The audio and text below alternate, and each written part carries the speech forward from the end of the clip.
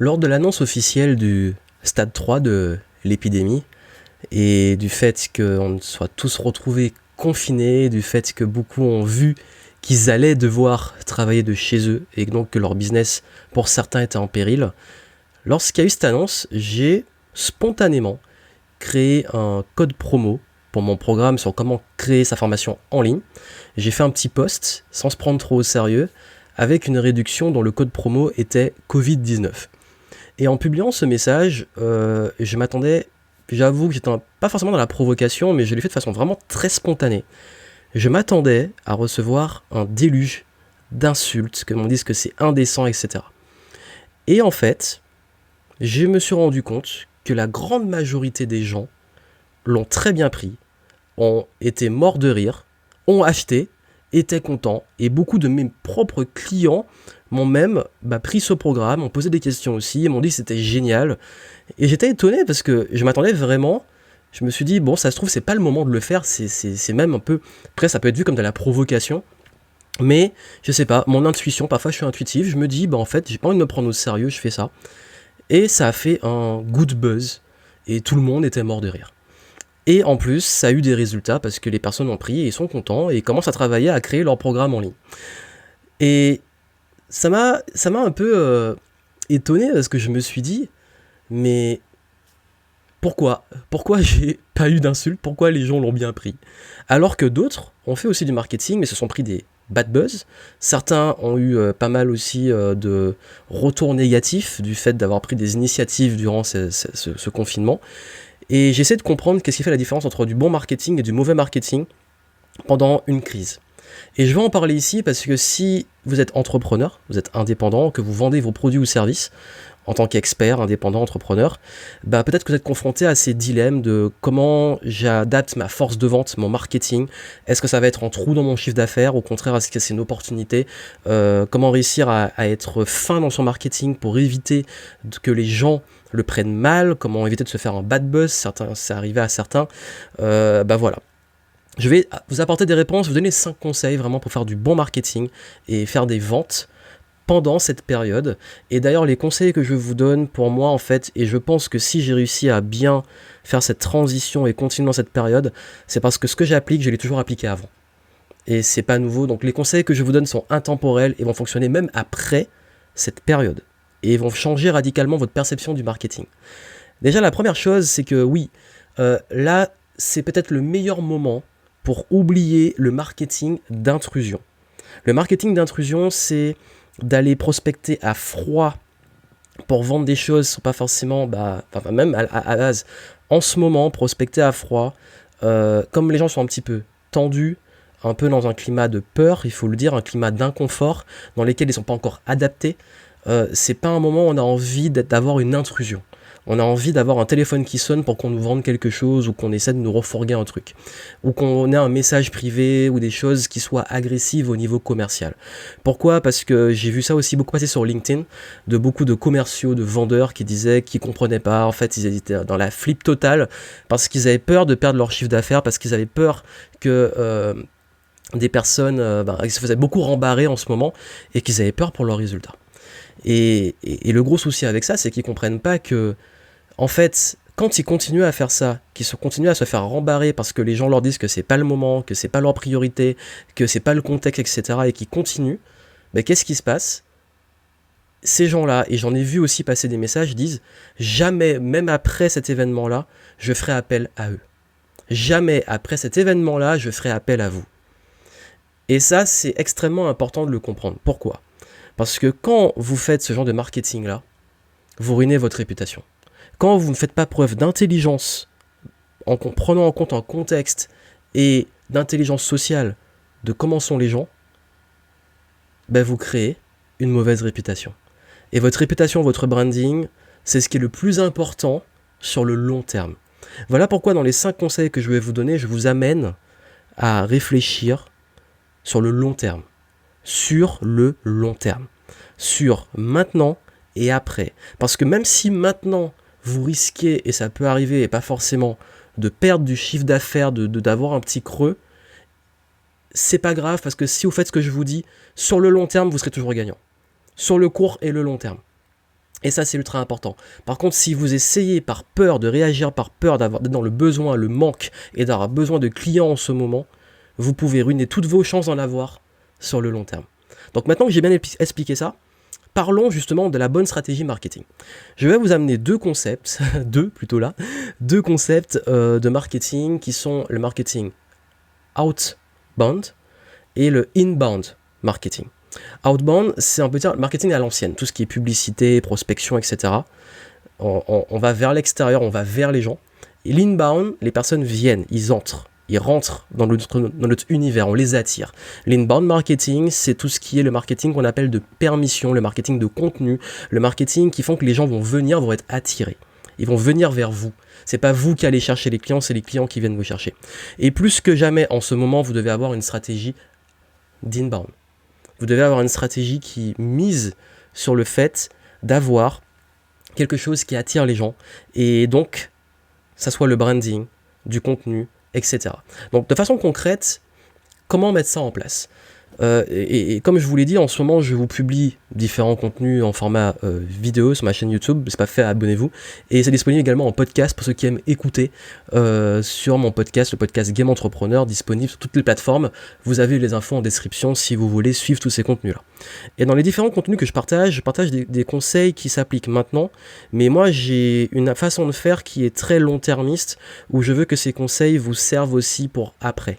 Que ces conseils vous servent pour si jamais vous pouvez anticiper des prochaines crises, vous pouvez anticiper des prochaines galères, des prochains challenges, et que vous puissiez aussi avoir un business pérenne, que ça soit en période comme celle-ci et les périodes beaucoup plus calmes et on va dire sereine.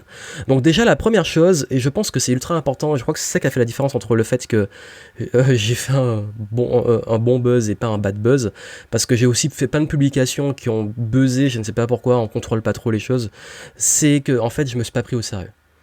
Le fait de ne pas se prendre au sérieux, même dans son marketing, c'est ultra important. Parce qu'on parle beaucoup de B2B, de B2C, etc. Mais n'oubliez pas que peu importe, ce sont des humains. Vous vous adressez à des humains. Et même moi, parfois, je ne me prends pas au sérieux avec des gens avec qui beaucoup se prendraient au sérieux. C'est-à-dire que quand on va toucher des chefs d'entreprise, etc., on pense qu'il faut être super formel et compagnie. Et moi, je suis, j'avoue, le moins formel du monde. Je respecte des codes, oui, d'une certaine façon, mais n'oublie pas que je m'adresse à un être humain. Et l'être humain, en fait, on dira ce qu'on veut, il est pas con. Et là, il y en a plein qui vont me dire, non, il y en a plein qui sont débiles. Non, mais vraiment, au fond de nous, quand je dis pas con, c'est que l'être humain, il capte. Quand on le prend pas au sérieux ou quand on le prend au sérieux. Et il capte que, en fait, quand vous ne prenez pas au sérieux, vous êtes inattaquable. Quand vous ne vous prenez pas au sérieux, vous êtes inattaquable. Pourquoi ? Parce que quand j'ai fait ce code promo et que j'ai appelé le code promo Covid-19, c'est évident que c'est de l'autodérision et que c'est pas que je dis que c'est pas une menace sérieuse, que c'est pas dangereux, etc. C'est juste que, comme beaucoup d'humoristes, je rigole d'un truc qui arrive pour dédramatiser. Et parce qu'en fait, en plus, ce nom-là ressemble vraiment à un code promo. Donc du coup, ça a été bien pris parce que je me suis pas pris au sérieux. Et en plus, je l'ai dit. Voilà, le ton était un peu humoristique et sans être de prendre les gens de haut ou de... Voilà, c'était vraiment... On est d'égal, on rigole ensemble. Voilà, on est ensemble et on se prend pas au sérieux ensemble. Je me mets à pied d'égalité et on y va. C'est comme les youtubeurs qui font des placements de produits, qui assument à 100%, qui en rigolent, etc. En fait, vous avez vu, quand le marketing, en fait, quand on se prend pas au sérieux, ça passe toujours mieux que quand on se prend beaucoup trop au sérieux et que les gens se sentent, comme je dis, ils sentent que c'est déguisé, qu'il y a un masque trop sérieux et qu'il y a un truc qui cloche.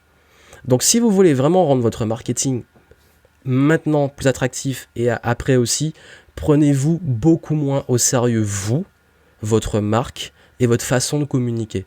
Quand je dis se prendre au sérieux, c'est pas faire le clown, pas dire n'importe quoi, c'est pas le but. Moi-même, je suis pas un clown, etc. C'est de faire les choses de façon détendue, de s'adresser à des humains et d'être juste. C'est ça en fait, ne pas se prendre au sérieux. Et vous-même, si vous devez être dans l'autodérision, etc., vous pouvez le faire. C'est ok. Et ça nous amène au deuxième point, c'est le fait d'être transparent et d'assumer. Le marketing, quand vous voulez qu'il soit efficace, surtout dans cette période-là, assumez-le à fond. Assumez tout ce que vous faites. Quand j'ai publié cette promo, je l'ai assumé. J'ai pas flanché en mode je l'ai mise mais m'agressez pas. Non, j'assume, je fais du business, je suis entrepreneur. Et d'ailleurs, c'est beaucoup pour ça que des personnes n'arrivent parfois en problème, c'est que c'est pas clair. Quand vous annoncez que vous êtes là dans une démarche altruiste, de vraiment d'être là pour être dans le don et tout, et puis qu'un jour vous vendez un truc et les gens vont pas le prendre, ils vont se dire, bah justement, comme je l'ai dit, tu m'as pris pour un con. Donc du coup, plus vous assumez tôt, plus vous dites, ok, ben, encore une fois, quand vous assumez, vous êtes inattaquable. Alors si en plus vous prenez pas au sérieux et vous vous assumez, en fait on peut pas vous démonter. Pourquoi ? Si quelqu'un, aujourd'hui, ça m'arrive, il y en a qui viennent me dire, tu fais du business, tu vends, c'est cher, etc. Ben, je dis, bah oui, je suis entrepreneur, je fais du business, je donne des conseils. Là, je vous donne des conseils business, donc ça veut dire que vous voulez faire du business. Donc moi, j'assume à 100%. Et même dans une crise, je continue à faire du business. Ça n'empêche pas que j'ai une éthique et j'ai des limites. Et je suis transparent dessus. Par exemple, en ce moment, si on parle de marketing, j'ai eu beaucoup de personnes au téléphone qui postulaient pour mes immersions, et je leur ai dit, il n'y a pas de souci, s'ils veulent la faire et la maintenir, ben on la fait, on la maintient, et je donne beaucoup plus que ce qui était prévu, on fait un accompagnement, le temps de savoir quand on pourra la faire, et que si ils sont pas, financièrement, ils ont un creux en ce moment, ben je les engage pas à payer. C'est l'éthique, et vraiment, en fait, ça veut dire que les gens qui investissent, ils savent ils investissent, je mets pas d'urgence, je suis pas là pour prendre l'argent des gens, en fait, je suis transparent sur le fait que ce que je propose a une valeur, et que la personne a le choix, et que surtout, je m'adapte encore une fois au contexte, là où des fois je vais vendre de façon beaucoup plus décomplexée, mais jamais, en fait, je demande toujours à ce que les gens soient en capacité, sans se mettre en danger d'investir, mais il y a un moment, oui, il y a des fois où il y en a qui investissent, même si c'est pas, je sais pas s'ils se mettent en danger ou pas, mais c'est chaud pour eux, il est évident que je dis que la décision quand même lui appartient. Mais jamais je vais aller dans un truc où je vais ne pas être transparent sur tout ce qu'il y a derrière. Ça veut dire transparent sur le fait que oui, je fais du business, oui, c'est du marketing, oui, je suis en train de vendre, oui, je vends des trucs, oui, même après, je vais continuer à vendre des choses. C'est le fait de surfer sur le contexte et l'assumer. Mais comme le contexte est particulier, la façon de l'assumer, et la façon d'être transparent, c'est pas qu'on est plus transparent ou moins transparent, mais je dis la transparence se fait aussi sur le contexte, sur les enjeux, pour moi, mais aussi pour les prospects et les clients. Parce que forcément, vu le contexte, je ne peux pas engager des gens sur des choses qu'ils voulaient à la base. Et pour ceux qui voulaient, s'adapter pour qu'on puisse passer, en fait, cet imprévu. Et c'est dans ces capsules que je partage en ce moment, c'est ce que j'explique. Beaucoup la notion d'imprévu, de challenge, d'adaptation, de s'adapter. Donc vraiment, ce que je veux vous dire ici, c'est... La deuxième chose, c'est soyez transparent.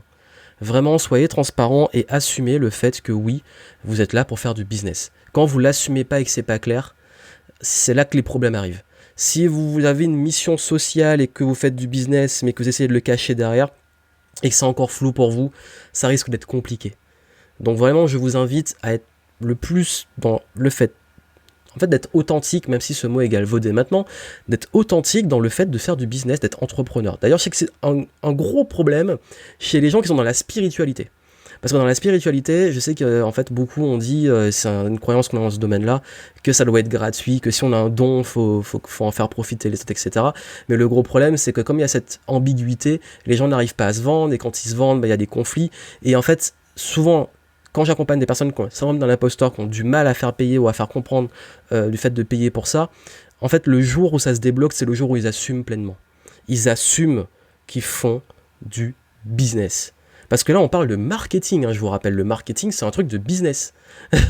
et je crois qu'en fait, si pour vous c'est mal, et que le business est mal, ne faites pas en fait du marketing, ou alors faut casser cette croyance et le voir différemment. Et c'est pour ça que quand je travaille avec des gens, justement, ils me disent après, maintenant j'aime vendre et j'aime faire du marketing, parce qu'ils se décomplexent avec ça, ils l'assument, ils sont alignés, ils se prennent pas au sérieux, et ils savent qu'ils sont là pour apporter de la valeur. Et ça fait la belle transition pour le troisième point, qui est donner plus, apporter plus de valeur. C'est le meilleur moment pour donner plus et donner plus de valeur. Vraiment, ça c'est le contexte actuel dans votre marketing. C'est pas le moment d'être beaucoup plus pushy. C'est pas le moment d'être dans des trucs de mettre des masques, d'essayer de jouer les altruistes, etc. C'est le meilleur moment pour réellement apporter de la valeur et augmenter de la valeur. Ça veut dire quoi ? Ça veut dire que c'est le meilleur moment pour vos clients. Resserrer le lien. Prendre des nouvelles. Apporter plus que ce qui était prévu. Les aider, les écouter, optimiser vos offres, vos produits, vos services. Le but, c'est pas juste de vendre. C'est aussi tout ce qu'il y a derrière, c'est de ceux qui sont déjà clients, que vous avez comme clients, d'élever le niveau. Et pour votre communauté et vos prospects et vos contenus, élevez le niveau aussi. Ça veut dire que maintenant, je parlais d'inbound marketing, apporter de la valeur, ça peut être l'occasion de faire plus de contenu. Par exemple, c'est ce que j'applique exactement en ce moment. Je sais que le contexte est particulier, je sais que beaucoup d'entre vous ont besoin d'aide, j'ai plus de temps. En fait, j'ai pas forcément plus de temps qu'avant parce que ça n'a pas changé radicalement mon rythme de travail. Mais par contre, j'ai plus de temps dans le sens où j'ai décidé de mettre plus de temps sur le contenu, de mettre plus de temps pour apporter plus de valeur. Dans mes groupes clients, j'organise des lives exclusifs et des moments pour les accompagner. Dans mes contenus, je fais de plus en plus de contenu en ce moment, beaucoup plus que d'habitude. Également, j'apporte vraiment, essayer d'apporter des solutions pour les personnes qui sont bloquées en ce moment et qui ont des challenges. Tout ça, en fait, c'est apporter plus de valeur. Et on pourrait se dire, il y a un intérêt derrière. Ben, encore une fois, il faut l'assumer. Oui, je sais qu'il y a un intérêt parce que si aujourd'hui, je peux vraiment utiliser cette position de leadership pour apporter plus de valeur, je vais pas me gêner et je sais que ça va me servir. C'est pas forcément calculé, j'ai toujours été comme ça dans ma façon de faire le business. C'est pour ça que je vous disais ça au début que c'est intemporel. J'ai toujours eu ce besoin d'apporter de la valeur. C'est pour ça que vous avez une tonne de vidéos, de contenu gratuit dans mes contenus. Et derrière, oui, il y a un côté, je surfe sur le contexte pour apporter plus de valeur. Et c'est assumé. Mais je sais que c'est du win-win. Je suis gagnant, mais aussi mon audience et mes clients sont gagnants. Donc tout le monde est gagnant. Pourquoi s'en priver en fait? Et c'est la notion que je veux vous amener, c'est qu'apporter plus de valeur, c'est du win-win-win. C'est vous, votre business, vos clients et votre audience. Mais pour moi, je les mets un petit peu dans vous, votre business et les gens que vous allez cibler. Et ça, en fait, je pense que si vous arrivez à élever le niveau dans vos contenus, que vous arrivez à élever le niveau dans votre façon de faire maintenant, et que vous arrivez à élever le niveau dans la façon que vous allez amener les choses, dans le fait, encore une fois, de ne pas se prendre au sérieux, d'assumer, et de se dire maintenant comment je peux aider beaucoup plus mes clients, beaucoup plus mon audience, plus que jamais c'est maintenant. C'est pas d'aller essayer de courir, de vendre, de reforguer des trucs, c'est d'élever le niveau, et vous allez voir, ça va avoir un impact, soit tout de suite sur vos revenus, si vous avez des produits qui peuvent se vendre en ce moment, ou alors, c'est pas grave, vous allez avoir des pertes sur le court terme, mais quand on va sortir de cette crise, vous aurez tellement créé de confiance, tellement vous aurez justement apporté de la valeur, que croyez-moi, vous aurez retour sur investissement. Et ça, si vous avez du mal à me croire dessus, en fait, je vous dis, pensez long terme. Et je peux vous revenir en rétroaction, enfin dans le passé, quand j'ai commencé, j'ai passé presque 2 ans à créer du contenu gratuit sans rien vendre. C'est pas forcément la meilleure stratégie du monde, comme j'ai dit au début, parce que à la base, j'avais encore rien à vendre, mais aussi, quand on n'assume pas et qu'on crée une audience, le jour où on vend, ça peut être mal pris. Mais, en fait, j'ai créé une confiance, j'ai créé une relation, j'ai apporté de la valeur, j'avais plaisir à le faire. C'est ça que je vous dis, on dit qu'il y a un intérêt, oui, mais en même temps, il y a un intérêt parce que c'est un peu égoïste parce que je kiffe faire ça. Donc oui, c'est égoïste, j'adore faire du contenu. Donc quelque part, je fais du contenu. Je gagne ma vie avec et en plus, ça aide les gens. Donc franchement, pourquoi je vais me priver? Et ça, sans entrer dans une justification, a créé tellement de confiance avec les gens que le jour où j'ai créé un produit, j'ai pas fait beaucoup de ventes parce que j'ai raté mon truc et j'ai fait n'importe quoi, mais c'était pas à cause de ça, c'est parce que c'était pas le bon produit au bon moment.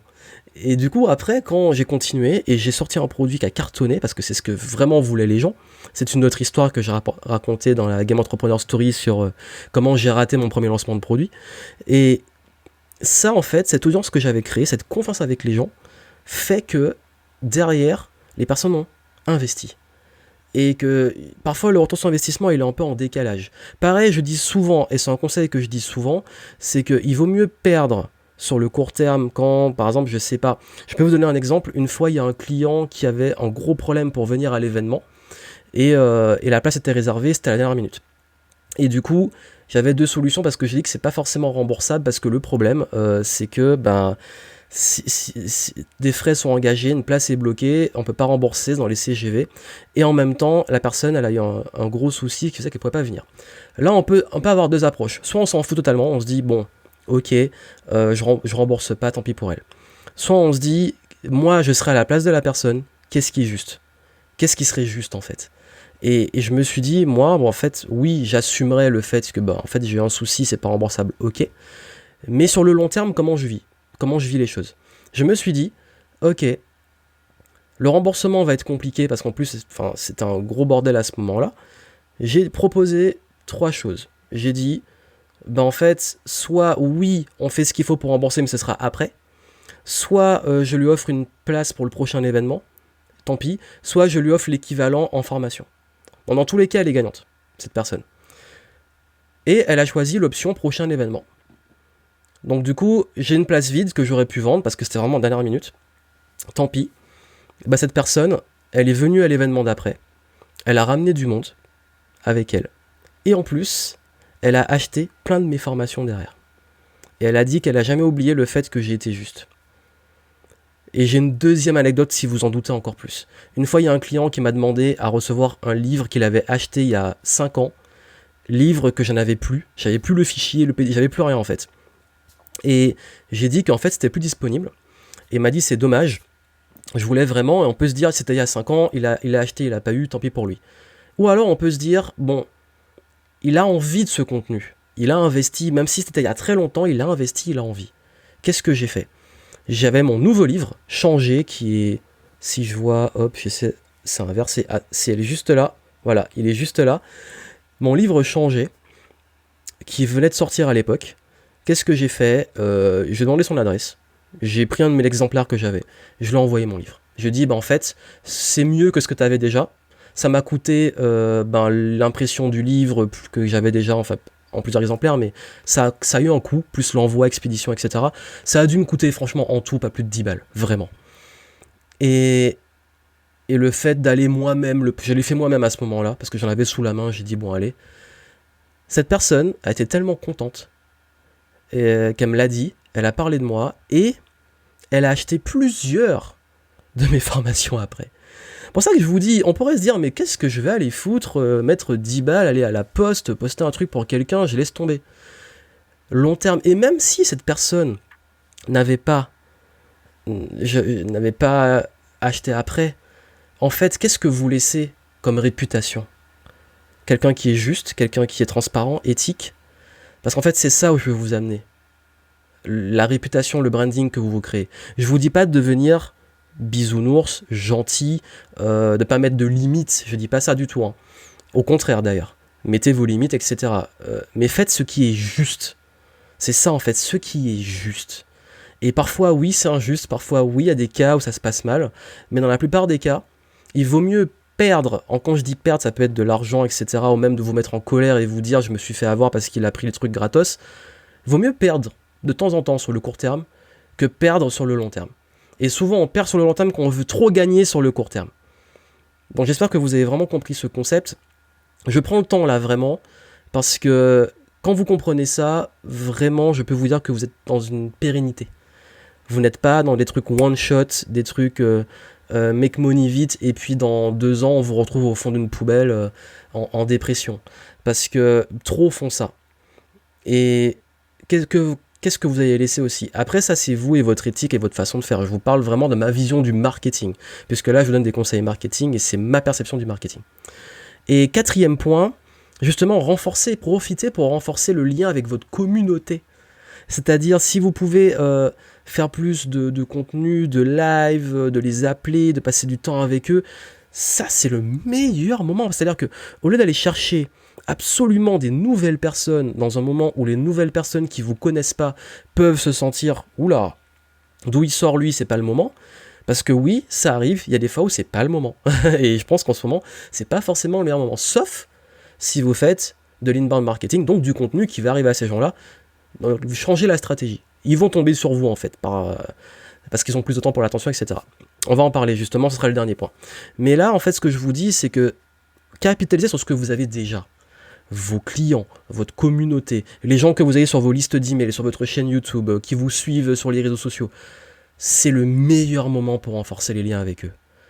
Parce que, et ça c'est ma vision du marketing, quand je dis que c'est de l'intemporel, que j'ai toujours eu, c'est qu'il vaut mieux optimiser ce que vous avez déjà qu'aller chercher de la nouveauté. Et là, c'est une occasion rêvée, et c'est vraiment le meilleur moment pour optimiser cette confiance, ce lien, fédérer les gens. Justement, on parlait de solidarité, c'est le moment d'avoir cette communauté soudée.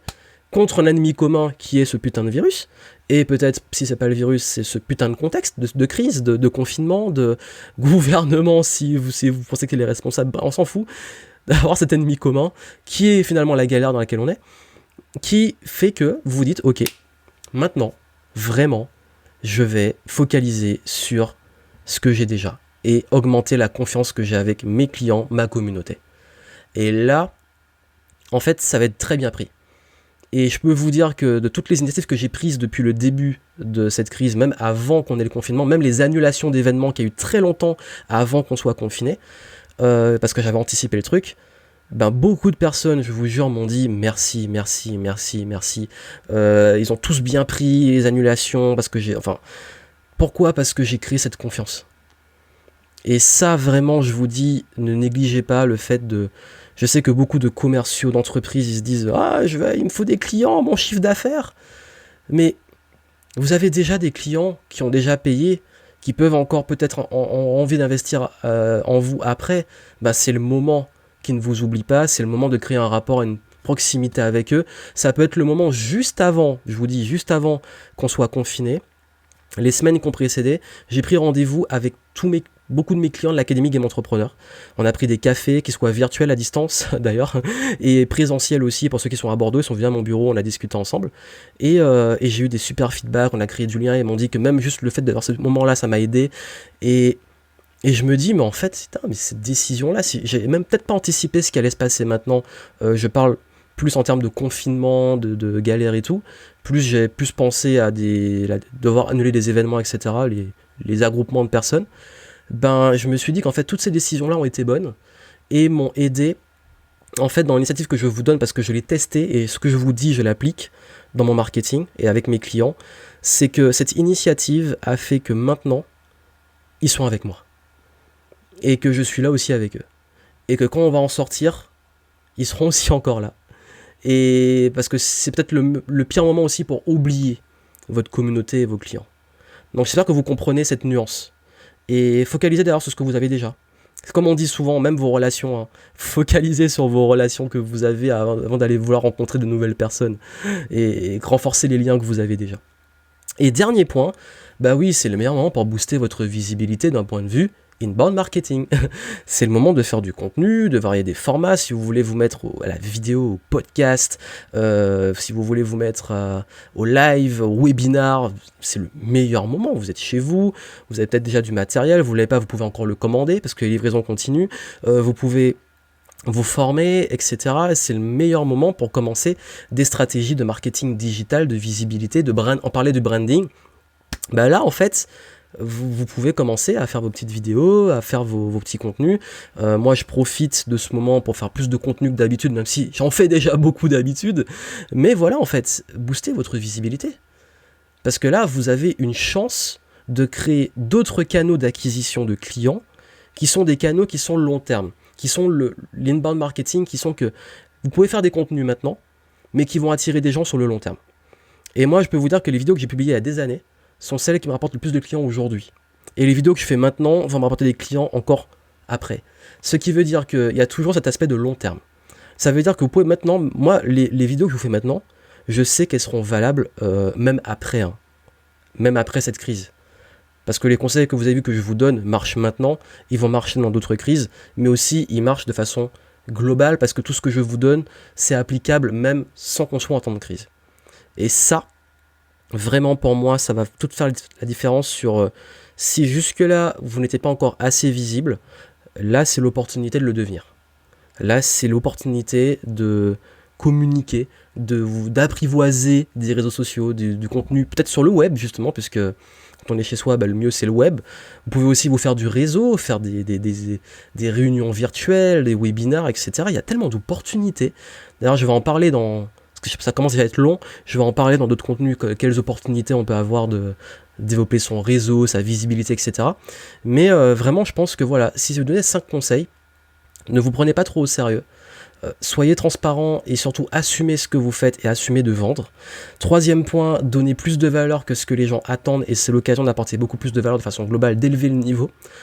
Quatrième, de resserrer les liens avec votre communauté, vos clients, les gens qui sont déjà là.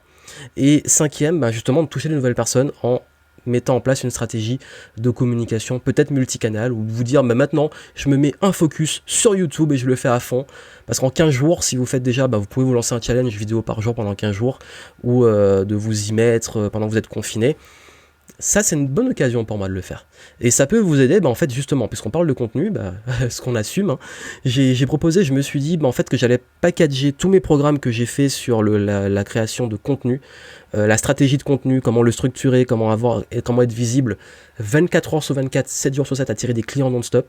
Également, la vidéo, le podcast, parce que je fais les deux, comment lancer sur YouTube, comment faire de la vidéo de façon globale, comment faire du podcast, quel script utiliser pour vos contenus, pour vendre, etc.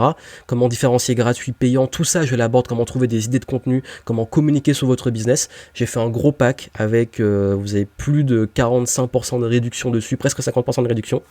Vous avez les infos en descriptif, vous allez dessus et vous profitez de la promo que j'ai mise pendant ce confinement. Donc du coup vous pouvez utiliser cette promo, ces programmes pour vous mettre au contenu et à l'inbound marketing durant cette période. Donc voilà, c'est là, c'est en descriptif, vous y allez, vous cliquez dessus, vous prenez les programmes, tout est débloqué d'un coup, c'est un pack, c'est un bundle de tous mes programmes avec une grosse réduction et vous pouvez profiter de tout ça.